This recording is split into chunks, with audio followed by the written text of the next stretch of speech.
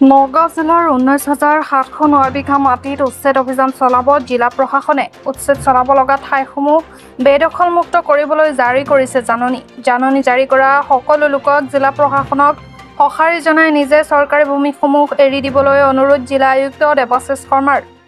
যদি কোনো লোকে জিলা প্ৰশাসনৰ চকুত ধূলি দি ভুৱা নথি-পত্ৰৰে ভূমি বেদখল কৰি আছে তেন্তে তেওঁলোকৰ ওপৰত কঠোৰ ব্যৱস্থা লোৱা হ'ব বুলিও জনায় জিলা আয়ুক্তই। তাৰ সমান্তৰালকৈ নগাঁৱৰ মাজেৰে বৈ যোৱা সোণাই নদী আৰু কলং বেদখলমুক্ত কৰা হ'ব বুলিও মন্তব্য কৰে।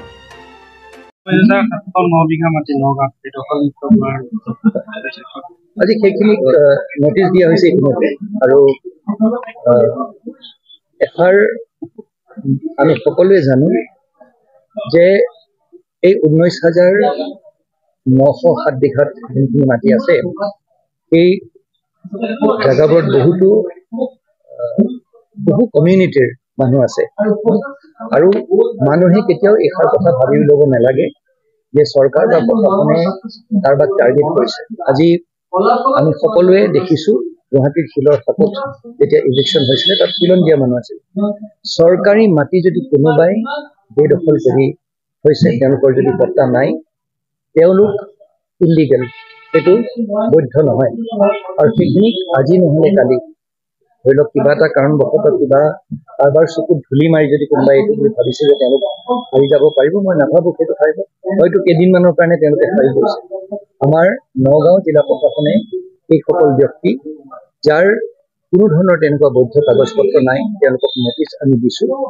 তেওঁলোকৰ সেই দল সংগঠনবিলাকৰ লগত আমি তেওঁলোকক লগো কৰিছো আৰু তেওঁলোকে যেনেধৰণে সময় বিচাৰিছে সেই সময়খিনি তেওঁলোকক দিয়া হৈছে। কিন্তু আজি নহয় কালি আমি বিধিগতভাৱে আমাৰ বাধ্যবাধকতা আছে যে আমি তেওঁলোকক সেই সময়খিনি দিয়াৰ পিছতো যদি তেওঁলোকে নামানে, কোনোবা নহয় কোনোবা এটা দিন আমি তেওঁলোকক ইলেকশ্যন কৰিব লাগিব। ইতিমধ্যে প্ৰায় 1 মাহ দিন উকলি গৈছে আৰু আমি তেওঁলোকক সময় দিছো আৰু লাহে লাহে এই কথাখিনি ধৰি লওক সন্মুখত ওলাই পৰিছে যে বহুখিনি ব্যক্তিৰ মাটি আছে। আৰু এটা কথা চাওক, এই মানুহখিনি যিসকলৰ মাটি থকা স্বত্বেও তেওঁলোকে চৰকাৰী মাটি দখল কৰে, সেই তেওঁলোকৰ এই এনে নিকৃষ্ট মনোবৃত্তিৰ বাবে আজি বহুতো জেনুইন মানুহ যাৰ প্ৰকৃততে যোনখিনি ভূমিহীন তেওঁলোকে মাটি পোৱা নাই বা তেওঁলোকক চৰকাৰী মাটি দিব পৰা নাই। সেইকাৰণে এই নিকৃষ্ট মনোবৃত্তিৰ যিসকল মানুহ তেওঁলোকে যদি এই বুলি ভাবিছে যে তেওঁলোকে মাটি থকা স্বত্বেও চৰকাৰী মাটি তেওঁলোকে দখল কৰি যাব, সেইটো কোনো পধ্যে মানি লোৱা নহয়। আৰু নগাঁও জিলাত আমি তেওঁলোকক নটিচ দিছো আৰু সময় সাপেক্ষে আৰু খালি এইটো এটা পৰ্যায়ক্ৰমে হ'ব। আমি সম্পূৰ্ণ এটা পৰিকল্পনাৰ এই কামখিনি হ'ব আৰু আমি বিচাৰিছো যে আমিও কাৰোবাৰ ঘৰলৈ গৈ পেলাই বুলডোজাৰ চলাবলৈ মই ভাল নাপাওঁ। চৰকাৰৰ তৰফৰ পৰা আমাক কেতিয়াও কাৰোবাৰ ঘৰত গৈ বুলডোজাৰ চলাবলৈ আমাক হুকুম দিয়া হোৱা নাই।